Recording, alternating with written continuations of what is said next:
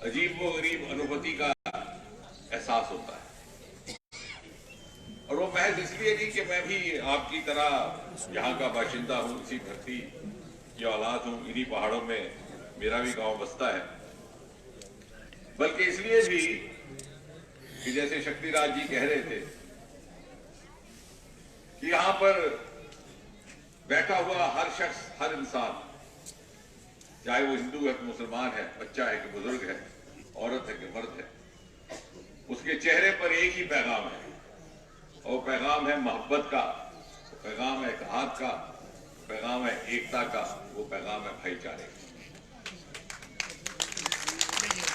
और जहां अभी आपने देखा मेरे खैर मकदम के लिए ये चौधरी साहब अपना दस्ता लेकर आए, तो किस शान से सफेद साफे इनके हवा में लहरा रहे थे,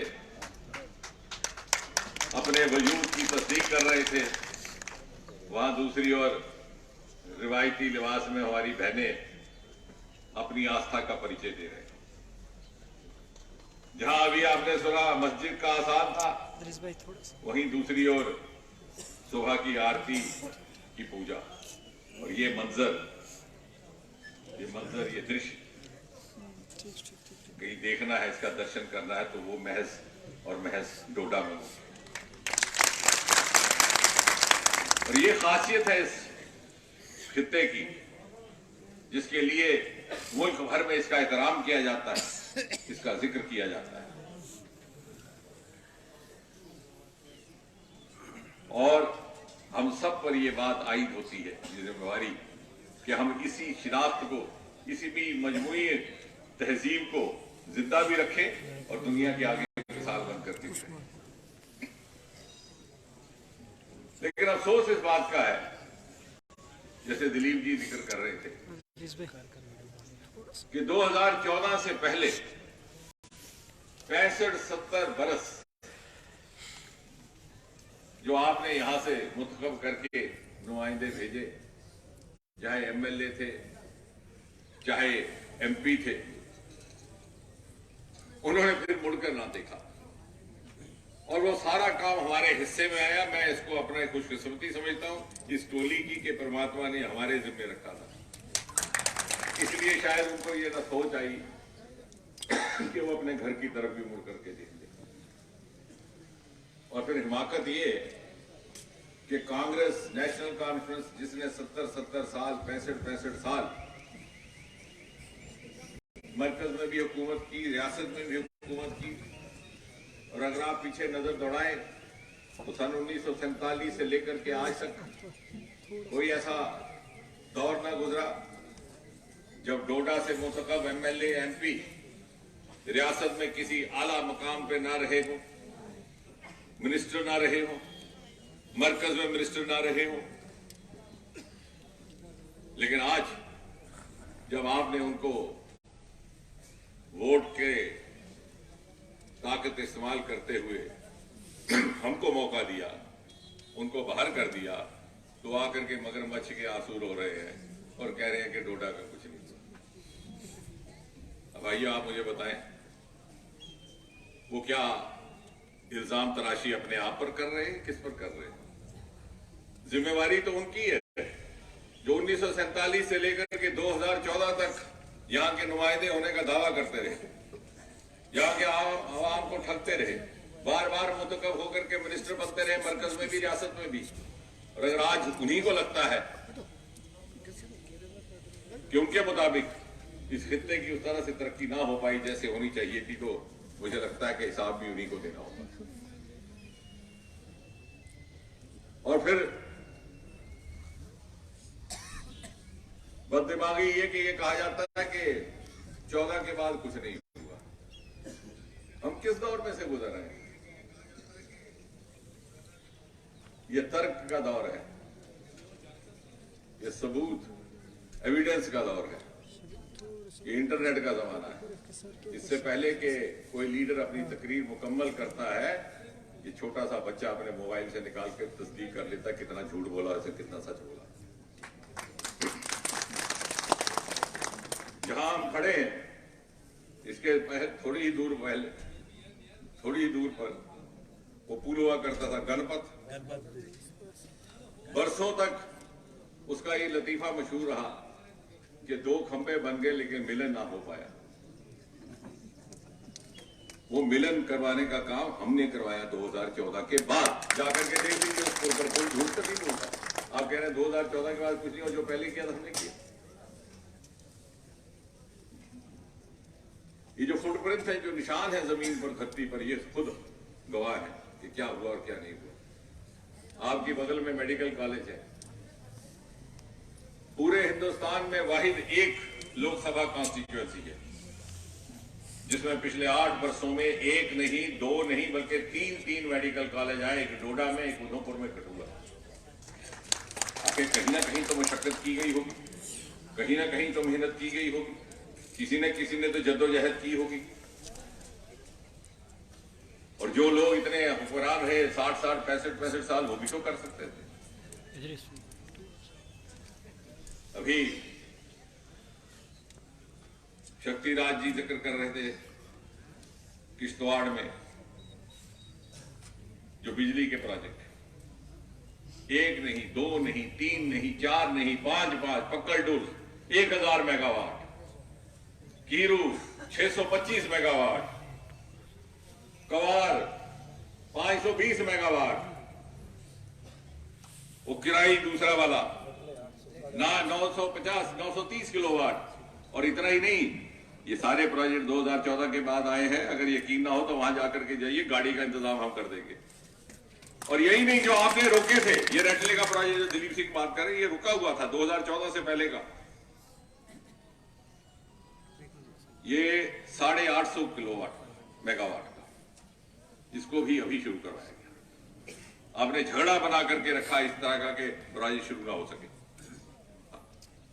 ये जिद पर के साहब ये हमने बनाना है, हम कहते रहे, जो हमारी सरकार नहीं थी, हम तब भी कहते थे कि साहब हमारे पास इतनी तौफीक नहीं है रियासती सरकार के पास कि वो बना सके, मरकज को बनाने दीजिए। लेकिन आपने एक जिद पकड़ ली क्योंकि आप चाहते नहीं थे कि इस खित्ते का भला हो। आज वो जॉइंट वेंचर के तहत बन रहा है। ना सिर्फ ये सारे प्रोजेक्ट 2014 के बाद शुरू किए गए, बल्कि जो आपने रोक करके रखे, चाहे वो गणपत का पुल था, चाहे रटले, वो भी अभी शुरू हुए। हाईवे की बात की दिलीप जी ने, किसी ने कोई मांग तो नहीं की थी। आज के जमाने में मुंतखब नुमाइंदे का काम यह है कि वो खुद मुताला करे, अध्ययन करे, स्टडी करे, फिर निकाले कि इस खित्ते में क्या होना चाहिए और उसको लाए। आज खिलानी सुधमा देव का ये नेशनल हाईवे और बीच के जो छोटे छोटे गांव, हम्बल, मरमत, कलोता, वो उससे जुड़ेंगे। कभी आपने तसव्वुर किया? हमको तो आदत हो गई थी पैदल चलने की। मेरा भी गांव उसी तरफ है। कई बुजुर्ग कूच कर गए धरती से, बिना गाड़ी के दर्शन किए हुए। बस भी नीचे से होके जाती थी मलोरी से, ऊपर बस भी नहीं थी जाती। आज वहां हाईवे बन रहा है। हाईवे क्यों ना बन सका 14 से पहले? यकीन है कोई तारीख साज, कोई इतिहासकार इसका जवाब देगा। ये कहना आसान है कि सब हम कर गए और उसके बाद कुछ नहीं हुआ। हम बात करेंगे तो सबूत के आधार पर करेंगे, सबूत की बिना पर करेंगे।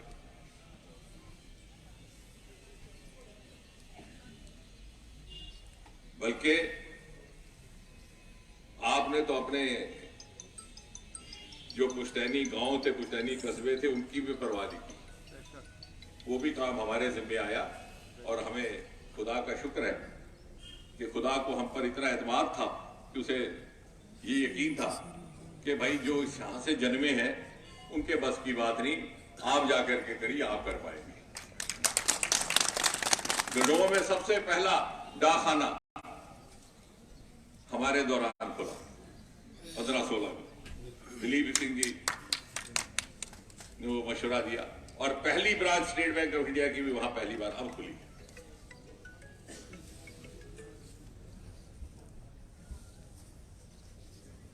बड़ी ऊंची आवाज में बार बार कहा सकता है कि आप भद्रवास क्या छोटा कश्मीर। तो फिर कहा जाता साहब ये कश्मीर की तर्ज पर इसका विकास नहीं होता। क्यों नहीं हुआ भाई? ये तो आप ही का भी तो कस्बा है, हम सबका है। पहली बार कौमी सतह का, राष्ट्रीय स्तर का नेशनल प्रोजेक्ट अगर आया है तो आज है। नेशनल प्रोजेक्ट है national institute of high altitude medicine. Hindustan का सबसे पहला पहाड़ी दवाइयां इजाद करनी, उसकी रिसर्च करनी, उसका मुताला, उसका शोध करना, वो प्रोजेक्ट वहां पर रहा है। जल्दी जब मुकम्मल होकर तैयार होगा तो मुल्क भर से वहां पर लोग आएंगे, कुछ पढ़ाई की खातिर तालमेल इल्म बन करके, कुछ रोजगार की खातिर। इसके अलावा अरोमा मिशन, जिसका जिक्र आज दुनिया भर में किया जा रहा है, अब तो अखबारों में भी बड़े बड़े उसके मजमून आने शुरू हुए। पहले शायद मीडिया को उस तरफ तवज्जो कम थी।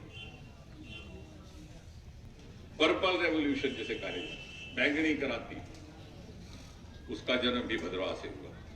लेवेंडर कल्टीवेशन, पिछले दिनों अप्रैल के महीने में हिंदुस्तान का पहला लेवेंडर फेस्टिवल 2 दिन का भद्रवाह में लगा।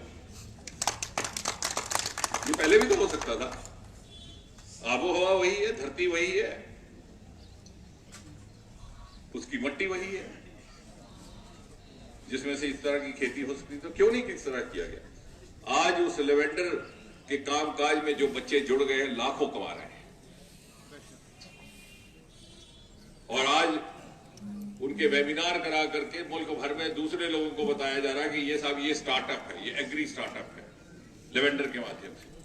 यही भद्रवाह, यही डोडा, यही आबोहवा, इसमें तो कोई नई तकनीक की जरूरत नहीं थी। लेकिन एक अहद के साथ, एक लगन के साथ, एक चैलेंज, एक चुनौती के साथ ये बेड़ा उठाया है इस टोली ने, इसलिए 7-8 साल का। मैं बार बार इसलिए बात कह रहा हूं कि अक्सर हमें भूलने की आदत रहती है और फिर बहुत सारे लोग इस कोशिश में रहते हैं कि हम जल्दी भूलें, लेकिन हम सब भी सियासत में, हम भूलने नहीं देंगे। हम अपने काम जो किए वो भी बार बार याद करवाएंगे आपको, और जो उन्हें नहीं किए वो भी याद करवाएंगे। छतरगला की इन्होंने बात की, ये पहाड़ आज तो नहीं बसा, मेरे और शक्ति के और दिलीप की पैदाइश से पहले का होगा मेरा ख्याल। लेकिन पहली बार इतनी मेहनत के साथ 4 साल लग गए छतरगला के लिए एक टनल की सुरंग की मंजूरी हासिल करने के लिए। सबसे पहले दिलीप ने उसकी बात उठाई थी आज से 5-6 साल पहले। फिर शक्तिराज जी से बार बार मशवरा होता रहा। नेशनल हाईवे अथॉरिटी कहने लगी कि साहब हम सड़क बना देंगे, टनल बनाने की हमारे पास तौफीक नहीं है, आप बीआरओ को दीजिए। बीआरओ को दिया, उन्होंने कहा साहब ठीक है हम बना तो देंगे, पैसा कहां से आएगा, पैसा आप दीजिए। तो फिर वो रुका रहा। आज इतनी जद्दोजहद के बाद उसको भारतमाला स्कीम में शामिल किया गया। जब उसका काम शुरू होगा 5-6 साल के बाद, लखनपुर से बन्नी बसोली होते हुए डोडा एक रास्ता बनेगा। 3 घंटे में आप यहां से पठानकोट पहुंचेंगे, लखनपुर। आने वाली पीढ़ी की काया पलट जाएगी। ये सारे काम आपके सामने, देखने की जरूरत नहीं, कहने की जरूरत नहीं है। लेकिन हमने सिर्फ यही नहीं किया, मोदी जी की क़यादत में, उनकी रहनुमाई में, उनकी टीम, उनकी टोली एक मेंबर होने के नाते हमने एक नई तहजीब भी लाने का एक प्रयास किया है, कोशिश की है। हमने ये नहीं सोचा कि कहां से वोट मिला था, कहां से नहीं मिला था, क्योंकि मोदी जी ने हमें सिखाया कि जिस चीज की जहां जरूरत है, जिस चीज की जहां कमी रह गई है, वहां उसकी भरपाई की जाए। जो खित्ता दूसरे खित्तों की निस्बतन पीछे रह गया, उसको बराबर उस सतह पर लाकर खड़ा किया। और ये मोदी जी थे। वजीर आजम बनने के 6 महीने के अंदर, फिर भी शायद हमें याद ना हो, लेकिन हम याद करवाते रहेंगे। मई 26, 2014 को उन्होंने हल्फ लिया बतौर वजीर आजम, और दिसंबर महीने में वो डोडा अस्वाइल पहुंचे और बहुत बड़ा जलसे का खिताब उन्होंने किश्तवाड़ में किया। क्यों नहीं आज तक कोई कांग्रेस का यहाँ वजीर आजम आया? आपने देखा कोई वजीर आजम? पूछिए जरा आगे जाकर के, भैया आपने किसी प्रधानमंत्री के दर्शन किए, यहाँ कोई पीएम आया? किश्तवाड़ के लोगों से पूछिए कोई आया आज तक? आजादी के बाद 70 साल ये मोदी जी और सिक्योरिटी को लांग करके लोगों के साथ हाथ मिलाया। लेकिन निजाम बदला, एक फिजा बदली है, एक नई तहजीब, एक नया पॉलिटिकल कल्चर लाने की कोशिश की गई। जहां काम किया गया वहां साथ साथ हमने अपनी फितरत बदलने की भी और मुआशरे की फितरत बदलने की भी कोशिश की। डिग्री कॉलेजेस की बात कर रहे थे, अगर कास्तीगढ़ में डिग्री कॉलेज मंजूर हुआ तो बैक वक्त साथ ही साथ मरम्मत होगी। आप घर जाके सोचिए कहां से किसको वोट मिलता है। ये नहीं सोचा कि साहब वहां से वोट मिलता है तो वहां कर दीजिए, वहां से नहीं मिलता ना करिए, उसको सबक सिखाइए। ये हमने आवाम पर छोड़ दिया। आज बच्चों का जमाना है। 70% से ज्यादा आबादी इस मुल्क में 40 साल के कम उम्र के लोगों की है। वो तो अपने बाप के कहने पर भी वोट नहीं डालते। वो जमाना चलता रहा हमारा कि हम जब नौजवान वर्कर से कहा जाता सो जाओ पार्क में, किसी बुजुर्ग के घुटने को हाथ लगाओ, तो जाके घर में बता रहा वोट डालेगा। आजकल तो जमाना ही नहीं रहा। वो जाके बच्चे को कहता है, बच्चा कहता है यार बापू तुझे क्या पता, ये तो बड़ा दुष्ट आदमी है जिसके लिए तू कह रहा है। उस जमाने में की वोटर होता था, बुजुर्ग की वोटर होता था, हेडमास्टर आजकल की वोटर है ये नौजवान। जो मैंने कहा मेरी स्पीड मुकम्मल होने से पहले शिनाख्त कर लेता कितना सच है कितना झूठ है। और अभी वो गूगल में आप दबा सकते हैं, फोटो निकाल सकते हैं। खिलैनी का टनल बन चुका, दिन रात काम चल रहा है। फोटो निकाल सकते हैं लेवेंडर की कल्टीवेशन के खेत भद्रवाह में, कहीं दूर जाने की जरूरत नहीं। और इसलिए हमने अवाम पर छोड़ दिया, इन बच्चों पर छोड़ दिया। आप फैसला करें किस तरह की हुकूमत चाहिए, किस तरह का निजाम चाहिए, किस तरह की क़यादत चाहिए, किस तरह की लीडरशिप चाहिए। हमने वो भी जमाना देखा है। यहां से आपने 3-3, 4-4 बार MP मुंतखब किए आजादी के बाद। वो 2 जलसे करते थे, एक कठुआ कस्बा में, एक उधमपुर। और डोडा और रामबन में महल पैगाम जाता था या पोस्ट के खड़े हो गए आप वोट डाल दीजिए, और आप वोट भी डालते। लेकिन अब वो पीढ़ी बदल गई है, ये बच्चे नहीं मानने वाले उस बात को। और इसलिए जो काम हुए हैं वो उस जज्बे के साथ हुए। और ये सुनहरी एक दौर गुजर रहा, क्योंकि मोदी जी ने वजीर आजम बनने के फौरन बाद ये कहा था कि मैं सारे मुल्क को एक सतह पे लाऊंगा। और नॉर्थ ईस्ट में उन्होंने कर दिखाया जिसकी उन्होंने हमें जिम्मेवारी दी थी। आज नॉर्थ ईस्ट में जो डेवलपमेंट हुई है, जो तरक्की हुई है, उसकी मिसाल हिंदुस्तान भर में दी जाती है। अगर वहां बदलाव आ सकता है तो यहाँ क्यों नहीं। वहां तो दहशतगर्दी भी किसी और तरह की थी, यहाँ वाली नहीं थी कि एक भाई सरकारी मुलाजिम है दूसरा मिलिटेंट है, फिर दूसरा मिलिटेंट वापस आके सरकारी मुलाजिम बन गया, सरकारी मुलाजिम मिलिटेंट बन गया। वहां सही माने में दहशतगर्दी थी। बात करते करते खोखी निकालते थे। 4-4 महीने सड़कें बंद रहती थी, रोड ब्लॉकेड, खबर आती थी सिर्फ एनकाउंटर की। वहां के लोग बाहर नहीं आते थे इसी खौफ से कि ना मालूम बाकी मुल्क के लोग हमारे साथ किस तरह का सलूक करें। आज देखिए उनके बच्चे हिंदुस्तान भर में। वही हम यहाँ पर माहौल पैदा कर सकते हैं, क्योंकि मोदी जी ने हमें ऐसी एक फिजा दी है। और इसलिए हमारा सबका ये फर्ज है कि हम मोदी जी की रहनुमाई में जो उन्होंने हमें इस तरह की खास तवज्जो से नवाजा है, उसका फायदा लेते हुए एकजुट होकर के। और काम तो कभी खत्म होंगे नहीं। अब इतने सारे मेरे पास आगे मेमोरेंडम 5-6 हर में लिखा सड़क। मैंने पढ़ा, मुझे लगा कि मैंने तो आज तक कोई सड़क बनाई नहीं, लेकिन हकीकत है आबादी बढ़ेगी, कल का गांव आज का कस्बा होगा, कल का जंगल आज का गांव होगा, नई सड़कों की जरूरत पड़ेगी, नई नलके की जरूरत पड़ेगी, और ये सिलसिला जारी रहेगा। नहीं रहा तो फिर लीडर तकरीर किस बात की करेगा, वोट लेने किस मुद्दे को लेके जाएगा। लेकिन हमारे पास ये मौका है कि हम सब इस अहद के साथ, खासतौर से जो पब्लिक लाइफ से जुड़े हैं, चाहे हम DDC में हैं, चाहे MLA हैं, चाहे MP हैं, और हम परमात्मा खुदा हमें इतनी समझ दे कि हम उस रास्ते और उस रवैये पर ना चले जिस तरह से कि हमारे पिछले MP और MLA चलते रहे, जिन्होंने शायद कभी अपने कुंबे से बाहर नहीं देखा, कुंबे से बाहर देखा तो बिरादरी से बाहर नहीं देखा, बिरादरी से बाहर देखा तो मजहब से बाहर नहीं देखा। हम सब तक पहुंचेंगे, पहले भी पहुंचते रहे हैं, और ये जनता पर होगा कि वो किसे पसंद करती है। और इसी अहद के साथ आने वाले वक्त में, जैसे मोदी जी अक्सर कहते हैं कि आने वाला वक्त बहुत अहम रहने वाला है, 25 साल अमृतकाल सन 2047 में जब आजाद हिंदुस्तान अपनी 100वीं सालगिरह मनाएगा और हिंदुस्तान दुनिया की पहली कतार में खड़ा होगा, तो ये वो इलाका है जड़ी बूटी से मालामाल, लेवेंडर से मालामाल, पहाड़ी सरमायों से मालामाल, जो अपना रोल अदा करके उस 2047 के हिंदुस्तान को उस मकाम तक पहुंचाने में अपनी भूमिका भी निभाए और कह भी सके कि आज अगर हिंदुस्तान दुनिया का नूर है और जम्मू कश्मीर हिंदुस्तान का नूर है, उसमें ये डोडे का खित्ता भी अपनी जगह मकाम है। इस नूर का कहीं ना कहीं, इस नूर में रंग भरने का काम इस खित्ते ने भी किया है। उस सोच के साथ, उस कल्पना के साथ और उस अहद के साथ हम अपने आप को वक्त करें, समर्पित करें।